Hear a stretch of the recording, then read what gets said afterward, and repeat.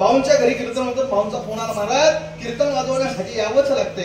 हो मग यावं लागतंय हा शब्द पाळला, पण त्यांनी पुढं सांगितलं, महाराज तुम्ही पुढे विचारलं नाही दिंडी कोणाची आहे. मी म्हणलं कोणाची आहे, तरी हरिभक्ती पारायण सांगवडकर अण्णांचे. मग म्हणलं मी येतो. ज्या महात्म्याची कीर्तन ह्या बोटाने वाजवलेत, ह्या हाताने वाजवले, बकवाजावरती ज्या बोटाने ज्या हाताने कीर्तन वाजवलेत, महाराज 5000 समाज खरसुंडीच्या नाथ बाबाच्या दारात होता. 5000 समाज खरसुंडीच्या नाथ बाबाच्या दारात होता आणि जन्माष्टमीला कीर्तन होतं.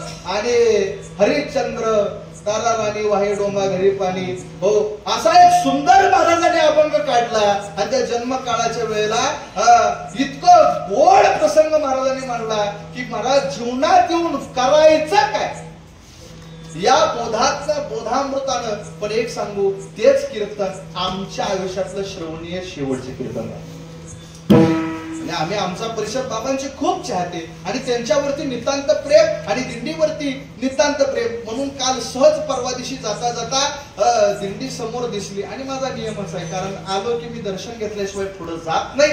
त्या अनुषंगाने दर्शन घेतलं आणि गुरुवर्य दादांनी आम्हाला सांगितलं की महाराज तुम्हाला योग आलेला आहे आणि त्या योगाला अनुसरून आमची सेवा करू नका, वारकऱ्यांची गुरुवर्यांची सेवा करा आणि ती सेवा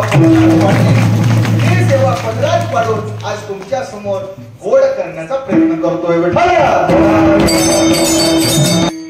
त्या अनुषंगाने अभंग म्हटलाय क्षणोक्षणाची करावा विचार, क्षणाक्षणाला तुकोबराय म्हणतात विचार करा. मला इथं बसलेले सांगा वारकरी मंडळी, विचार करूनच पंढरीला आलाय का बिना विचार करता आलाय?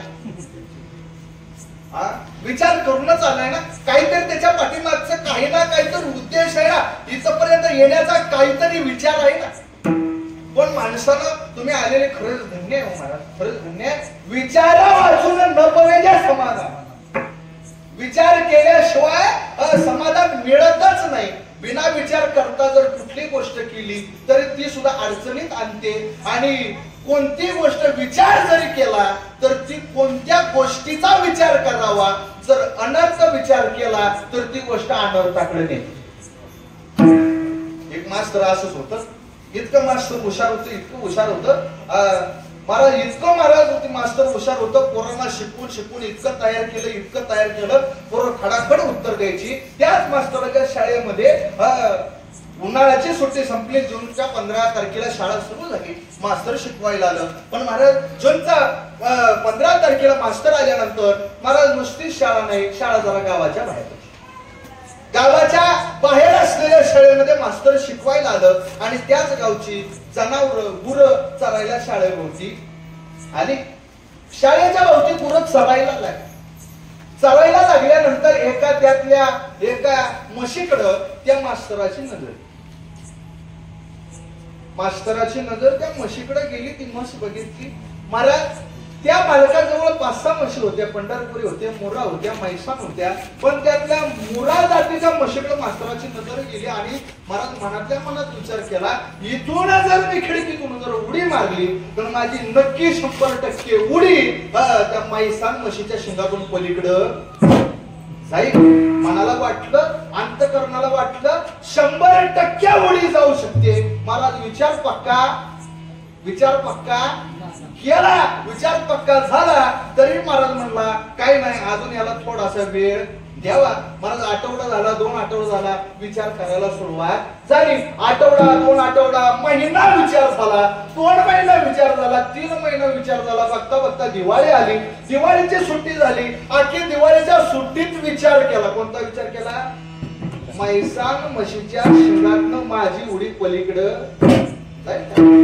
महाराज दिवाळीच्या सुट्टीत विचार केला आणि दिवाळीची सुट्टी झाल्यानंतर 15 दिवसांनी मुलंही आली, मास्तरही आली, शिकवायला सुरुवात झाली. तेवढ्यात ती मग समोर आली. पण आता मास्तरनं ठरवलं की बाबा काय नाही, आता विचार करण्यात काय तथ्य नाही, आता प्रॅक्टिकल केलं. मास्तर प्रॅक्टिकल कडे वळलं. हॅलो, मास्तर प्रॅक्टिकल कडे वळलं आणि महाराज दरवाजापासून बाहेर आलं, म्हशीकडे बघितलं, म्हणला अंदाज आपला जरा फसतोय, आता आपल्याला काय करावं तर शाळेच्या दुसऱ्या मजल्यावरती जावं आणि वरून जरा खाली बघावं, मग उडी बसते का बघावं. मास्तर इमारतीवर चढलं, इमारतीवर चढून म्हशीकडे बघितलं आणि म्हशीकडे बघितल्यानंतर म्हणलं आता विचार पक्का झाला, अंदाज बरोबर लागणार आहे, आता उडी मारायची. महाराज मास्तर 2-4 पावलं मागे सरलं, पळत आला, दान दिली उडी मार. जशी उडी मारली तसं महाराज मास्तरानं उडी मारली, उडी महाराज फसली. उडी जशी मारली त्यावेळेला मैसाण म्हशीच्या शिंगात उडी अडकली. शिंगात पलीकडे गेली, शिंगातच जशी अडकली तसं महाराज त्या म्हशीनं दावं सकट लोटण्यासकट गडी फिरवला. महाराज सांगोड बसणं सुटली, ती पाक पंढरपूर पर्यंत पळत आली. गावातली माणसं मागणी गेली, मज धरून आणली.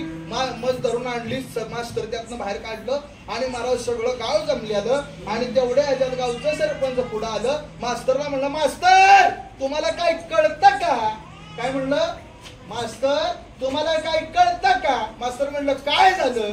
म्हशीच्या शिंगात उडी मारायच्या अगोदर थोडा तरी विचार करायचा होता. मास्तर म्हणलं 6 महिने झालं तेच करू.